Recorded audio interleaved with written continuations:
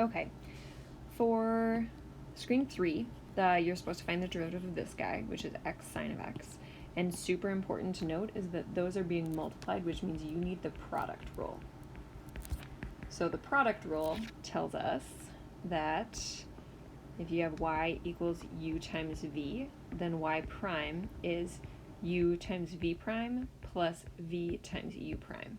So I'm going to call this guy u, I'm going to call this one v. So then u is equal to x, u prime is just 1.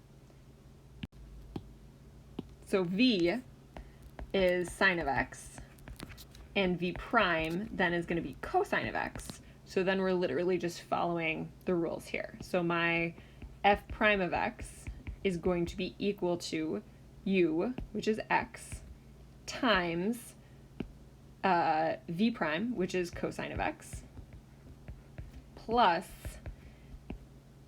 u prime, which is 1 times v, which is sine of x. But this 1 is kind of unnecessary, so it's just going to end up being, in final, f prime of x is equal to x cosine of x plus sine of x. And then, of course, naturally, you could switch the order of these just because you're adding them.